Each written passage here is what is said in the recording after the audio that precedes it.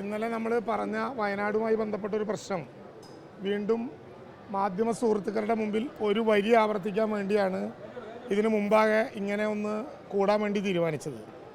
വളരെ മോശമായ വിധത്തിലും ആളുകളെ ആശങ്കപ്പെടുത്താവുന്ന വിധത്തിലും കേരളത്തിലെ ചൂരൽമലയിലെ പാവപ്പെട്ടവരായ മനുഷ്യർക്ക് ജീവനോപാധിയുമായി ബന്ധപ്പെട്ട് കൊടുത്തുകൊണ്ടിരിക്കുന്ന സംഖ്യ സർക്കാർ നിർത്തിവെച്ചുവെന്നും ഇനി കൊടുക്കില്ലെന്നും തെറ്റായ വിധത്തിലുള്ള ചില പ്രചരണങ്ങൾ ഇന്നലെ ചില കേന്ദ്രങ്ങളിൽ നിന്ന് ഇറങ്ങുകയുണ്ടായി.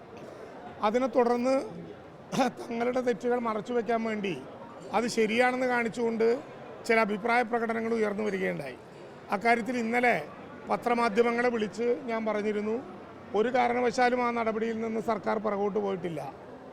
ഈ ദുരന്തമുണ്ടായ സ്ഥലങ്ങളിലെ ജീവനോപാധി നഷ്ടപ്പെട്ട ഓരോ കുടുംബത്തിലെ മുതിർന്ന 2 പേർക്ക് കേരളത്തിലെ ഗവൺമെൻറ്റിൻ്റെ നേതൃത്വത്തിൽ STRFിലെ പണമെടുത്തുകൊണ്ട് STRF പ്രകാരം അനുവദിച്ചത് 3 മാസത്തേക്കാണെങ്കിൽ കഴിഞ്ഞ ഡിസംബർ മാസം വരെ പിന്നീട് ഒരു തവണ കൂടി നീട്ടി വീണ്ടും 9 മാസം നീട്ടി കഴിഞ്ഞ ഡിസംബർ മാസം വരെ കൃത്യമായി വിതരണം ചെയ്തിട്ടുണ്ട്.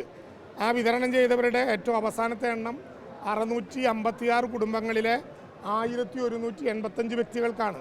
ഡിസംബർ മാസത്തോടുകൂടി അവസാനിച്ചുവെന്നും ഇനി കൊടുക്കില്ലെന്നുമുള്ള പ്രഖ്യാപനത്തിന് നേരെ ഗവൺമെൻറ്റിന് വേണ്ടി ഞാൻ ഇന്നലെ അഭിപ്രായം രേഖപ്പെടുത്തിയിരുന്നു. അത് ജനുവരി മാസത്തിൽ തുടർന്നു കൊടുക്കാൻ ഒരു തടസ്സവുമില്ല, അത് തുടർന്നു കൊടുക്കും എന്ന കാര്യം ഞാൻ പറഞ്ഞിരുന്നു. ഇന്ന് രാവിലെ തന്നെ DMDയുടെ 41/2026 ഉത്തരവ് ഗവൺമെൻറ് പുറപ്പെടുവിക്കുകയാണ്. 6 മാസക്കാലം കൂടി ആ സഹായം 9000 രൂപയുടെ സഹായം ലഭ്യമാക്കാനുള്ള ഔപചാരികമായിട്ടുള്ള ഉത്തരവ് ഇന്ന് രാവിലെ പുറത്തിറങ്ങിയിട്ടുണ്ട്. ഇന്നലെ ഏതെങ്കിലും ചർച്ച വന്നതുകൊണ്ട് പുറത്തിറങ്ങിയതല്ല. ഇത് നേരത്തെ തന്നെ ഡിസംബർ മാസം സാധാരണ നിലയിൽ അത് കഴിയുമ്പോൾ ജില്ലാ കളക്ടർ സർക്കാരിനോട് ആവശ്യപ്പെടും അതുമായി ബന്ധപ്പെട്ട് തുടർന്ന് നൽകാൻ. അത് പ്രോസസ്സ് നടത്തും. അത് പ്രോസസ്സ് നടത്തി ജനുവരി മാസം മുതൽ ഒരു മുടക്കവുമില്ലാതെ കൊടുക്കും എന്ന് ഇന്നലെ ഞാൻ പറഞ്ഞതിൻ്റെ ഉത്തരവ് കൃത്യമായി പുറത്തിറക്കിയിട്ടുണ്ട്. സർക്കാർ അത് പരിശോധിച്ച് അർഹമായിട്ടുള്ള കുടുംബങ്ങൾക്കെല്ലാം അത് കൊടുക്കാൻ തന്നെയാണ് തീരുമാനിച്ചിട്ടുള്ളത്. അതുമായി ബന്ധപ്പെട്ട ഉത്തരവ് പുറത്തിറങ്ങി ജില്ലാ കളക്ടറെ ചുമതലപ്പെടുത്തിയിട്ടുണ്ട്.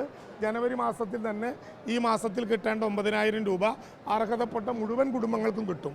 ഒറ്റ വരി കൂടിയേ പറയാനുള്ളൂ, ഇത്തരം തെറ്റായ വിധത്തിലുള്ള പ്രചരണങ്ങൾ നടത്തി ചൂരൽമലയിലെ ജനങ്ങൾക്ക് കൊടുത്തുകൊണ്ടിരിക്കുന്ന വയനാട് ദുരന്തത്തിൽ ഒരുപക്ഷെ ലോകത്തിന് മാതൃകയായി കേരളം നൽകിക്കൊണ്ടിരിക്കുന്ന നടപടിക്രമങ്ങളെ ഇകഴ്ത്തിക്കാട്ടാനുള്ള ഒരു പരിശ്രമത്തെയും അംഗീകരിക്കരുത്.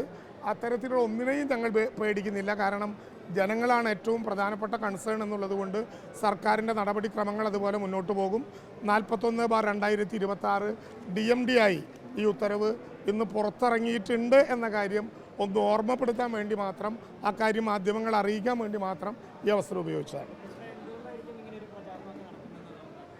ഇന്നലെയും ഞാൻ ഈ ചോദ്യത്തിന് മറുപടി പറഞ്ഞതാണ്. എന്തുകൊണ്ടാണ് ഈ പ്രചരണം നടത്തുന്നത് എന്ന ചോദ്യത്തിന് ഒറ്റ ഉത്തരമേ ഉള്ളൂ. രാഷ്ട്രീയമായ ഒരു ഗവൺമെൻറ്റിനോടുള്ള പക തീർക്കാനാണെങ്കിൽ അതിന് മറ്റൊരുപാട് മാർഗങ്ങളുണ്ട്, അത് ഉപയോഗിക്കാം. ഈ ഗവൺമെൻറ്റിനെ ദുരന്തവുമായി ബന്ധപ്പെട്ട് ഇന്നലെയും പിടിച്ചു തുടങ്ങിയതാണോ? കേരളത്തിൽ ഈ ദുരന്തത്തെ അവതരിപ്പിച്ചുകൊണ്ട് നേരത്തെ ഉള്ള ഒരുപാട് ദുരന്തങ്ങളുടെ ഉദാഹരണം പറഞ്ഞ് 3 മാസം വരെ വാടക കൊടുക്കൂ എന്ന് നേരത്തെ പ്രചരിപ്പിച്ചില്ലേ? വാടക ഒരു കുറവുമില്ലാതെ അവിടെയുള്ള മുഴുവൻ മനുഷ്യർക്കും കഴിഞ്ഞ മാസം വരെ കൊടുത്തു. അവരൊരു പുതിയ വീട്ടിലേക്ക് താക്കോല് കൊടുക്കും വരെ ഗവൺമെൻറ് അത് കൊടുക്കും. അവിടെ കച്ചവടക്കാർക്കുള്ള നഷ്ടപരിഹാരം കാൽക്കുലേറ്റ് ചെയ്ത് കഴിഞ്ഞു. ജനുവരി മാസം തന്നെ അത് കൊടുക്കാനുള്ള ഉത്തരവിലേക്ക് ഗവൺമെൻറ് പോകും. അവിടെയുള്ള വീടുകളുടെ വാടക പോലെ തന്നെ പരമപ്രധാനമായിരുന്നു 9000 രൂപ മാസം കൊടുക്കുക.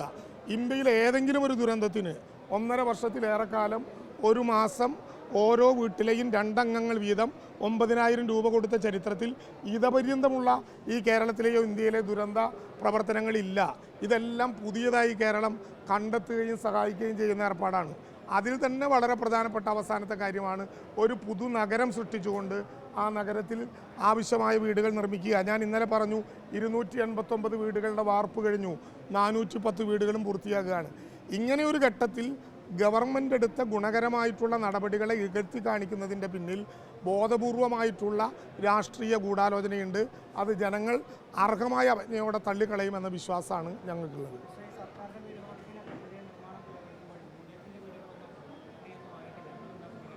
അല്ല, പ്രതികരണം ഞാൻ ഇന്നലെ പറഞ്ഞതാണ്.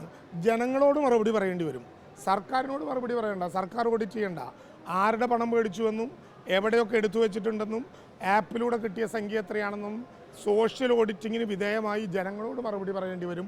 അവിടെ പറഞ്ഞാൽ മതി ഞങ്ങൾ ഞങ്ങളുടെ നിർമ്മാണ പ്രവർത്തനവുമായി മുന്നോട്ട് പോകും. ഞങ്ങളെന്ന് പറഞ്ഞാൽ ഏതെങ്കിലും രാഷ്ട്രീയമായൊരു പക്ഷമല്ല. കേരളത്തിലെ 3.5 കോടി മലയാളിയുടെ ഉചിതമായ ഗവൺമെൻറ് എല്ലാവരുടെയും സഹായം ഏറ്റുവാങ്ങി മുന്നോട്ട് പോകും.